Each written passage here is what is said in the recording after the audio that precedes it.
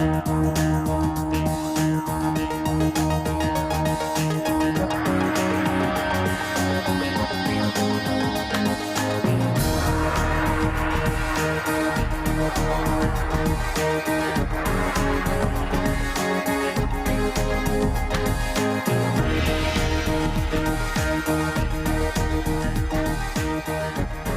bang right in the middle of the Wild West. My only vision of it is through cowboys and Indian films. So I'm out here to see how the West was really won or lost. Yeehaw!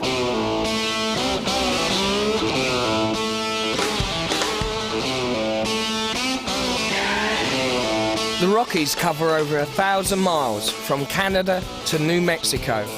On this trip, I'll be visiting 4 of the Rocky Mountain states: South Dakota, Wyoming, Montana, and Idaho.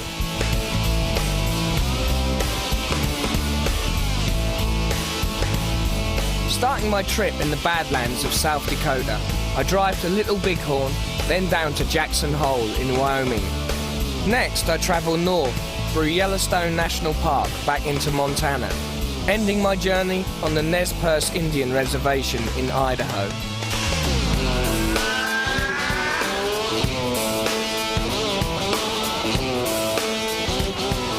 Mount Rushmore in southwestern South Dakota is known as America's Shrine of Democracy.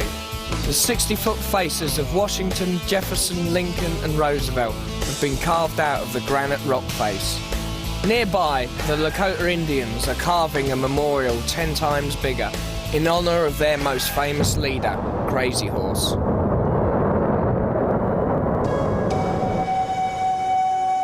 At the Pine Ridge Reservation, Alex Whiteplume rents out teepees and teaches you the ways of the Lakota. On this particular lodge here, there's 12 poles that holds the whole thing together. The 10th pole is the one that comes up, and that has to point to the morning star. And this is the direction that our door's facing. It's to the east, because that represents new life. A new life is starting, another life is starting that day.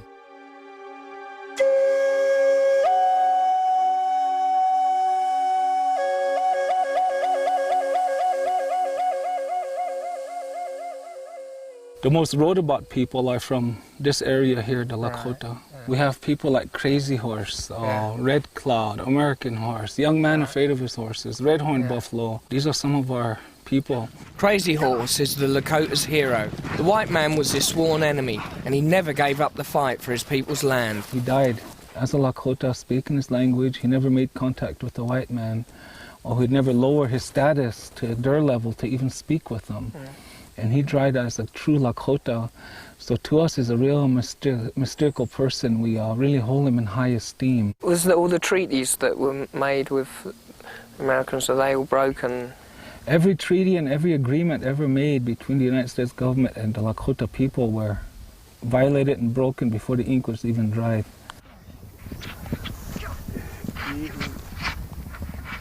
To us, the horse is a four-legged, and we call him our brother. And we made a pact with him about 2,000 years ago that we would take care of each other. And that idea still exists today. So the four-legged and the two-legged, we all get along together. Come on, boy! Yeah!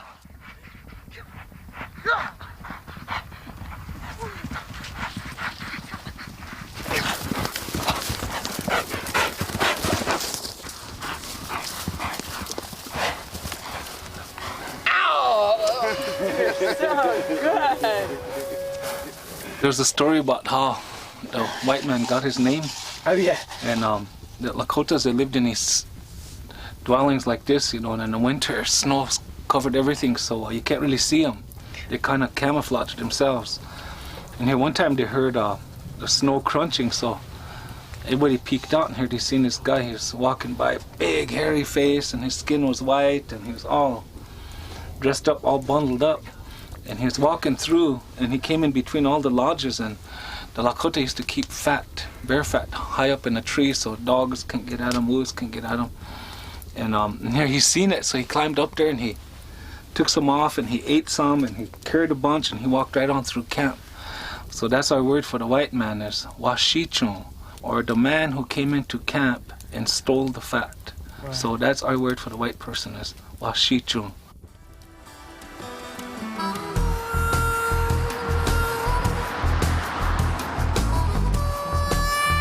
In the morning, I headed for the Black Hills nearby. 60 million years of erosion have created a honeycomb of tunnels and caves. This hole here is an entrance to about 77 miles of caves and tunnels.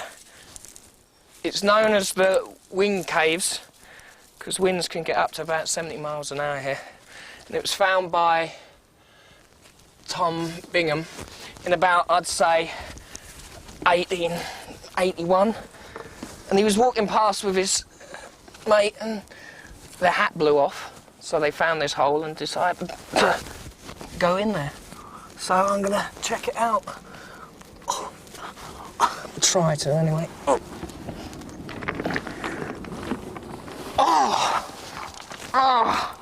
There's nowhere to go. Oh yeah, there's a little entrance here.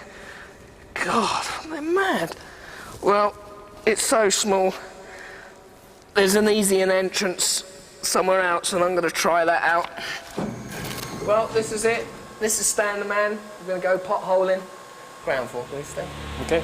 Go.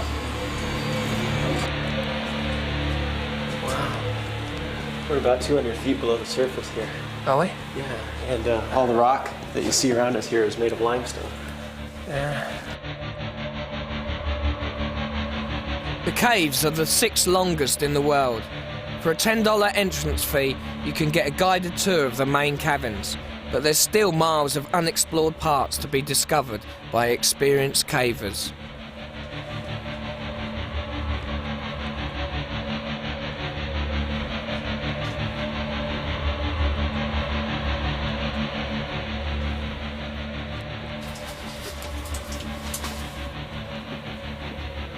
Stan, why do you do potholing? It's a lot of fun.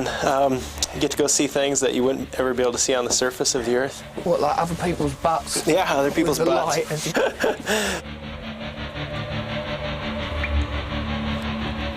That's good, that bit there.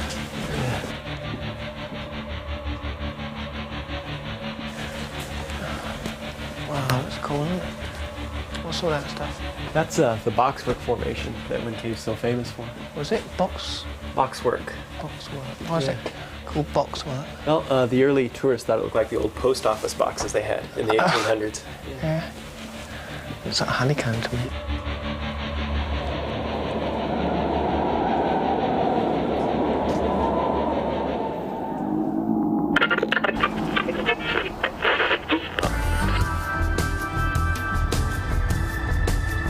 If you want to get off the beaten track, you can rent a car for about $40 a day. Of course, I had to choose this one, but just for the view. I was on my way to meet Marcus Rubidoux at Bear Butte, a holy mountain where the Sioux gather to pray. What's the ceremony that goes on at the top of the mountain? Bear Butte, like a lot of different buttes, is primarily used to do humblechas, or vision quests. Right.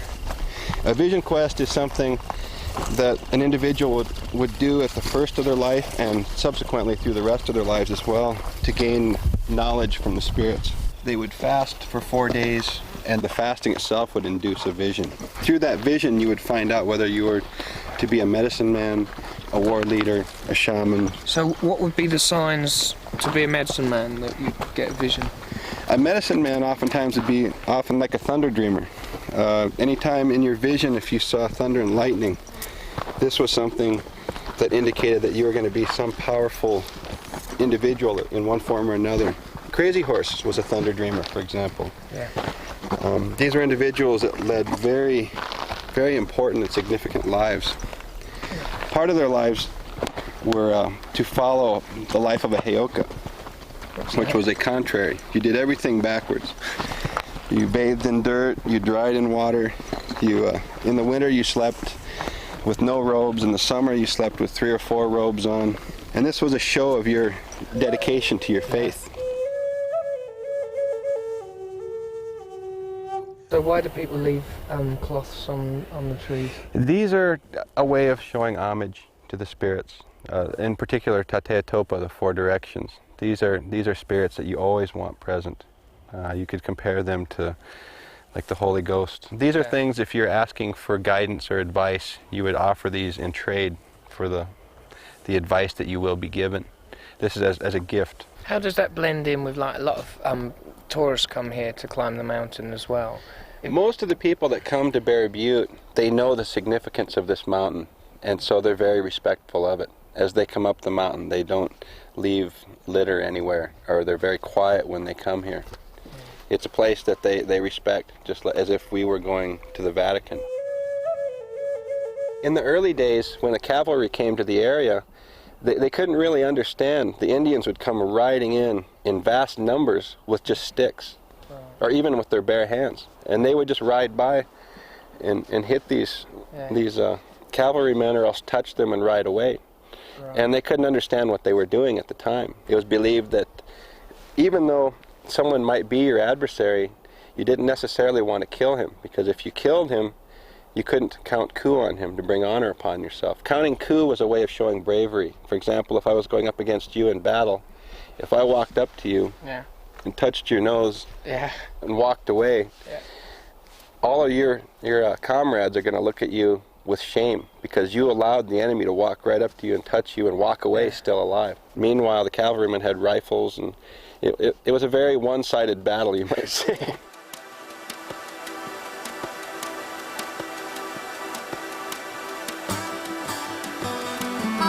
I headed for Deadwood, near the border of Wyoming, where Calamity Jane and Wild Bill Hickok came to seek their fortunes during the gold mining boom. This is Deadwood. Apparently it's one of the oldest gold mining towns around, and people reckon you can still find cowboys here. Cowboys. Make me laugh. During the gold rush, the town became massively wealthy. Nowadays, most of the large houses have been turned into casinos and hotels. Motels may be cheaper, but at under $50 a night, it's worth checking into a hotel in town. Just the once. Gambling was banned in 1889, so the townfolk had to make do with betting parlours and brothels. 5 years ago, the town voted to bring back gambling, around about the same time that they closed the last whorehouse.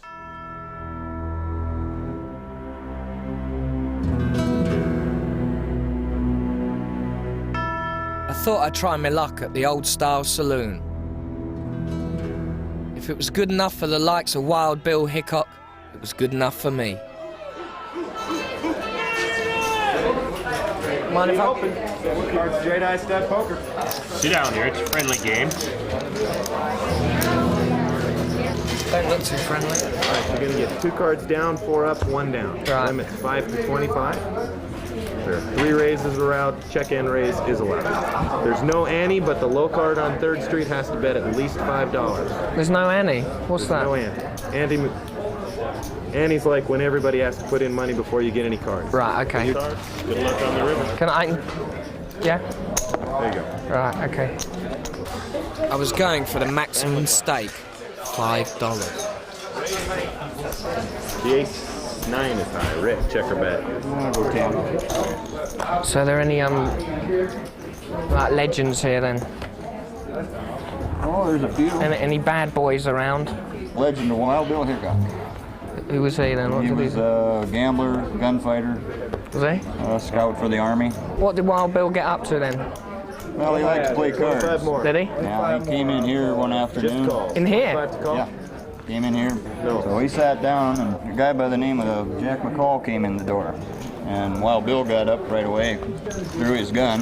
And when he saw who it was, he said hello to Jack and put his gun back in his holster, sat down. Right. Well, then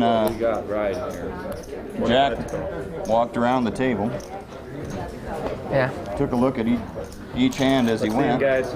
and he came to a stop behind Wild Bill, drew his gun and shot him in the back of the head. twos. Ooh, why are you sitting down playing cards? While he was sitting playing cards. Go. Was it at this table? It might have been. A pair of 7s don't really do it. See, that's a pretty good hand there, too. Oh, you guys are too good for me.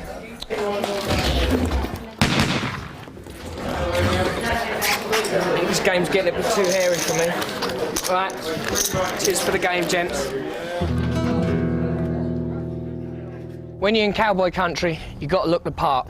So I've come here to King's Ropes, the best store in the West, to get kitted out.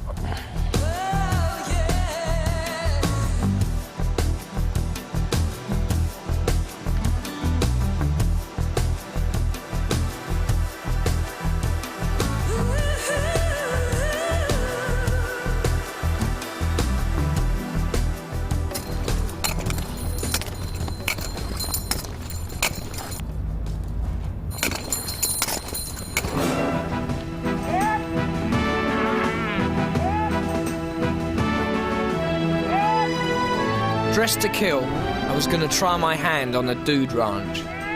A dude's a wannabe cowboy, and near Sheridan in Wyoming, for around $90 a day, you can round up cattle on horseback, learn to lasso, and work up an appetite for coffee, grits, beans, and the local delicacy.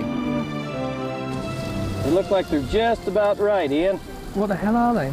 Rocky Mountain oysters. Is this what cowboys eat then? Yes, this is what John Wayne was weaned on. Was what on? Weaned. Wind. They're gonads. I've heard that before. There's bulls, isn't I'm it? sure you have, yeah. It was from a bull calf at Brandon time. Yeah. We cut their balls off, and then we're eating them right now. Well, I haven't seen you eat one. Oh, I'm full.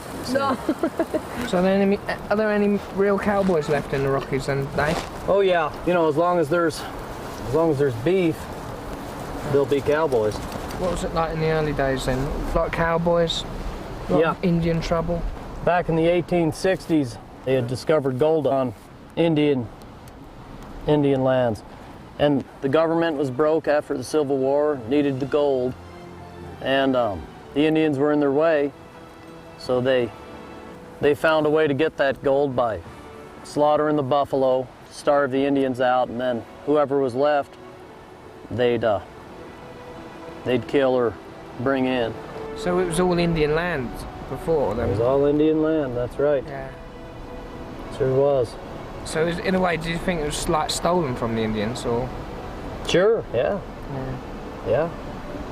Did you see there was any way that they could have lived with the Indians, or would that have happened anyway? No, it was just going to happen, just a part of evolution. So, and now, are the Indians trying to get the land back?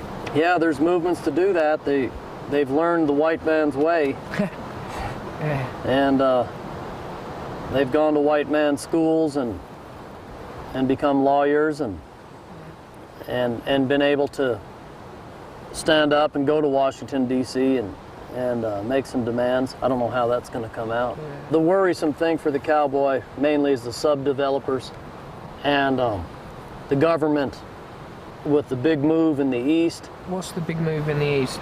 Is to take the land away from the rancher. And give it back to the Indian? No, to give it to backpackers and hikers and stuff. So you got a song for me there? I got a song. Let's hear it. Go for it. So I wrote this about this, what happened this one day. Yeah. It was 7 below, through my window glass today. When I went to go load, pickup full of hay. With Dave's sweet song in my ears, I plan to head north to Montana to visit the Little Bighorn battlefield.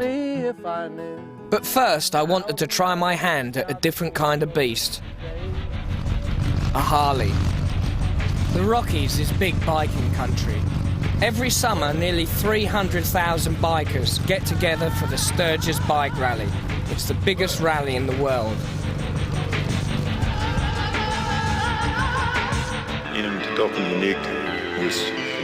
It's quieter here in the fall, but I still got the feeling that I wasn't the only one who liked the open road. And I'll dance until the end.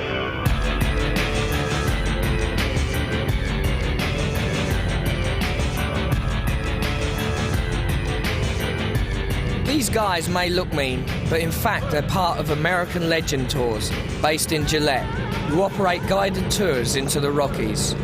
The tours cost about $200 a day, including meals and lodgings, but you do have to do a bike test before they'll trust you with one of their precious beasts.